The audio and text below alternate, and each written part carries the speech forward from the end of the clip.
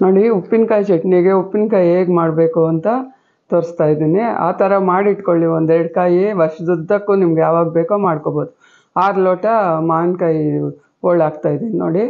6 ಲೋಟ ಹಾಕ್ತಾಯಿದ್ದೀನಿ ಕರೆಕ್ಟಾಗಿ. ಇದಕ್ಕೆ 3/4 ಲೋಟ ನೈಸ್ ಉಪ್ಪಾದರೆ 3/4 ಲೋಟ ಹಾಕ್ಕೊಳ್ಳಿ.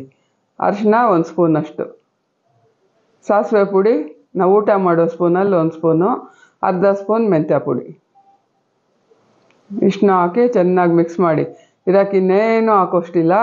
ಕರೆಕ್ಟಾಗಿ ಎಲ್ಲ ಅಂಟ್ಕೊಳ್ಳೋ ಹಂಗೆ ಮಿಕ್ಸ್ ಮಾಡಿಬಿಟ್ಟು ಒಂದು ಬಾಕ್ಸಿಗೆ ತುಂಬಿಟ್ಕೊಂಬಿಡಿ. ಬಾಕ್ಸಿಗೆ ಇಲ್ಲ ಏರ್ ಟೈಟ್ ಬಾಕ್ಸು ಇಲ್ಲ ಜಾಡಿ ಯಾವುದಕ್ಕಾದ್ರೂ ಹಾಕಿಟ್ಕೊಬಿಡಿ. ನಾನು ಟಪರ್ವೇರ್ ಬಾಕ್ಸಲ್ಲಿ ಹಾಕ್ಕೊತಾ ಇದ್ದೀನಿ. ಈ ಥರ ಮಾಡಿಟ್ಕೊಂಡ್ಬಿಟ್ರೆ ನಮ್ಗೆ ಬೇಕು ಅಂದಾಗ ಉಪ್ಪಿನಕಾಯಿ ಚಟ್ನಿ ಮಾಡ್ಕೋಬೋದು. ಇದು ನೋಡಿ ಮಾರನೇ ದಿವಸಕ್ಕೇ ಈ ಥರ ನೀರು ಬಿಟ್ಕೊಂಡ್ಬಿಟ್ಟಿರುತ್ತೆ. ಉಪ್ಪು ಹಾಕಿರ್ತೀವಲ್ವ, ಈ ಥರ ಆಗಿರುತ್ತೆ. ಕಮ್ಮಿನೂ ಒಳಗೋಗ್ಬಿಟ್ಟಿರುತ್ತೆ ನೋಡಿ.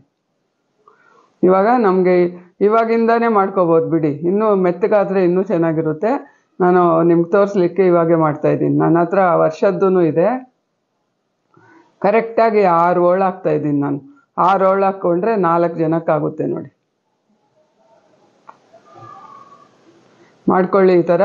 1-2 ಕಾಯಿ ಮಾಡಿ ಕರೆಕ್ಟಾಗಿ ಉಪ್ಪು ಇದು ಅರಿಶಿನ ಹಾಕಿ ಇಟ್ಕೊಂಡ್ರೆ ಏನಾಗೋದಿಲ್ಲ.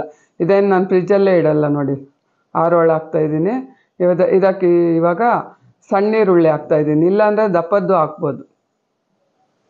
6 ಹೋಳಿಗೆ ಒಂದು ಮೀಡಿಯಮ್ ಸೈಜು ಈರುಳ್ಳಿ ಕಟ್ ಮಾಡಿ ಹಾಕ್ಕೋಬೇಕು. ಕೊತ್ತಂಬರಿ ಒಂದಷ್ಟು, ಹಸಿಮೆಣ್ಸಿನ್ಕಾಯಿ ಖಾರಕ್ಕೆ ಬೇಕಾದಷ್ಟು ನೋಡಿ. ಈ ಥರ ತರಕಾರಿ ಮಾಡ್ಕೊಂಡ್ಬಿಟ್ಟು ಆಮೇಲೆ ಸ್ವಲ್ಪ ಮಜ್ಜಿಗೆ ಹಾಕ್ಕೊಳ್ಳಿ. ಮೊಸರು ಹಾಕೋದು ಬೇಡ, ನೀರು ಮಜ್ಜಿಗೆ ಹಾಕ್ಕೊಂಡ್ರೆ ಕರೆಕ್ಟಾಗಿರುತ್ತೆ.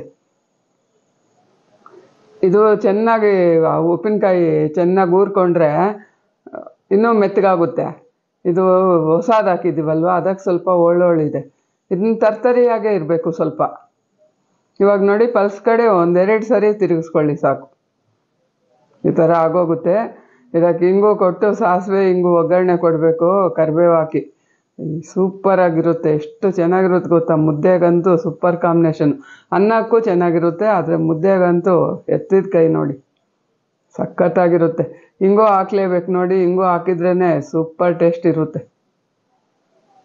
ನೋಡಿ. ಆಗಿದೆ ನೋಡಲಿಕ್ಕೆ ಬಾಯಲ್ಲಿ ನೀರು ಬರ್ತಾಯಿದೆ.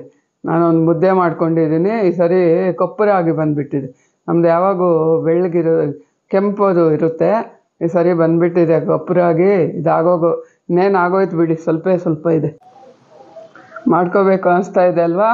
ಈ ಥರ ಉಪ್ಪಿನಕಾಯಿ ಮಾಡಿಟ್ಕೊಳ್ಳಿ. ಕಷ್ಟನೇ ಇರಲ್ಲ. ಬೇಕಂದಾಗ ಮಾಡಿಟ್ಕೋಬೋದು, ಮಾಡ್ಕೊಂಬಿಡ್ಬೋದು. ನೋಡಿ ಈ ಥರ ಅದ್ಕೊಂಡು ಮುದ್ದೆ ಮೆತ್ತಗೆ ಬಂದಿದೆ.